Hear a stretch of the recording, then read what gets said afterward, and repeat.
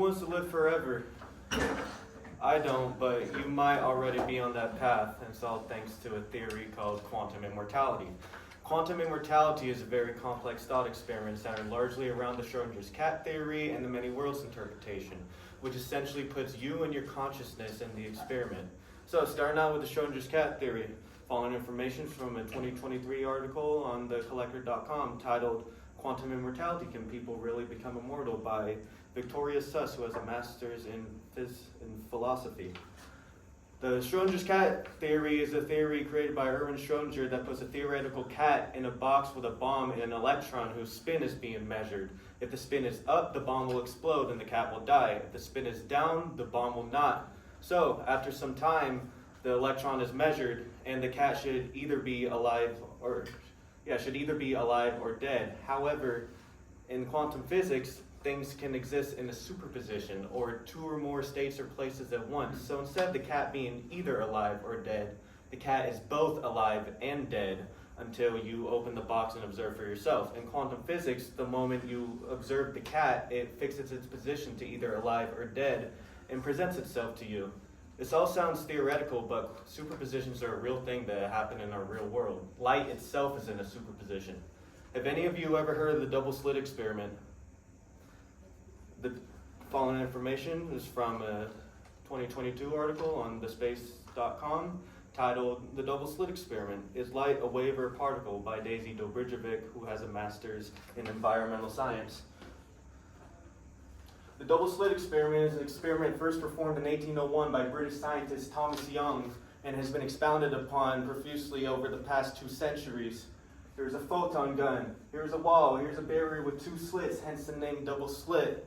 Mr. Young didn't have a photon gun, but the photon gun guy had a photon gun. The photon gun guy, I don't know, there were a lot of them, but the photon gun guy shot photons at the wall through the 2 slits, and without observing which photon went through which slit, and this is the pattern he got. This is called an interference pattern, which suggests that light behaves as a wave. Picture waves like in water radiating through. That's what you would get. So then the photon gun guy said, well, what if I turn on the observer right here at the barrier and observe which photon is going through which slit? So he does that, and this is the pattern he gets, which suggests that light behaves as a particle.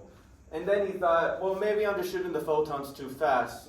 Maybe they're bouncing off of each other and they're interference.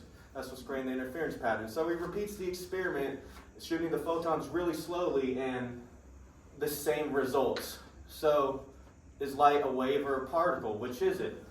Well, the answer is yes. What is happening is when you don't observe the photon, it goes through both slits at the same time, and this interference pattern you see is every possible position for the photons to land. However, when you observe it, no one knows why this happens, but on the quantum level, observing collapses its position to go through one of the slits, and that is the pattern you get. So, this ties back to the cat being either alive or being both alive and dead until you observe the box for yourself. So, moving on, I have to give a trigger warning because this next section involves discussing suicide. So, now imagine you are in the box, and with you is a button that every time you press it has a 50% chance of exploding a bomb beneath your feet. So, you press it once, and nothing happens. Press it again, nothing happens.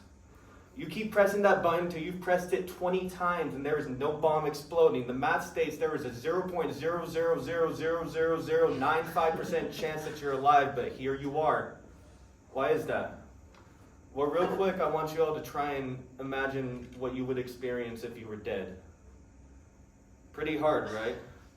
It's because you're physically incapable of knowing what you would experience if you were dead. You experience everything through your consciousness, and when you're dead, you don't have a consciousness. So it's impossible for you to know. But this still doesn't explain why you're alive despite these slim odds. So why is that? Well, that gets easier to understand when you view it through the many worlds interpretation. In the many worlds interpretation, every time you press that button, the universe splits in 2. There's one universe where the bomb exploded and you died, and there's one universe where you live, and that's the one you're experiencing now.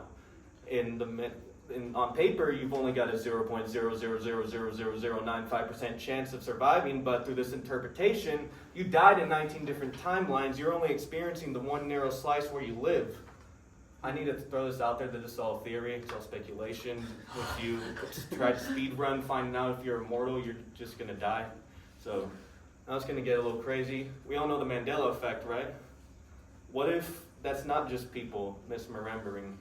What if all those differences exist in all the worlds and the many worlds interpretation? Have any of you ever had a near-death experience or woke up from your sleep one day and things were just a little different? I know I have. I know that Monopoly man had a damn monocle. This all ties back to your consciousness transferring to a timeline where you are still living. So, what does all this mean? That we're all stuck here indefinitely by the bindings of quantum mechanics? Well, possibly, but I view this theory a little differently. I like to look at this theory as a way to give me some peace that my friends and family that I've lost over the years are still living out their wildest dreams in their timeline. So, today I explain quantum immortality to you through the Schrodinger's cat theory, the double slit experiment, and the many worlds interpretation. And what I want you all to take away from this is that quantum immortality itself is in a superposition. If you think about it like I do with your loved ones, then yeah, it's real. But if you're trying to just find out for yourself if you're immortal, then no, it's fake. Get help, dial 988. Thanks.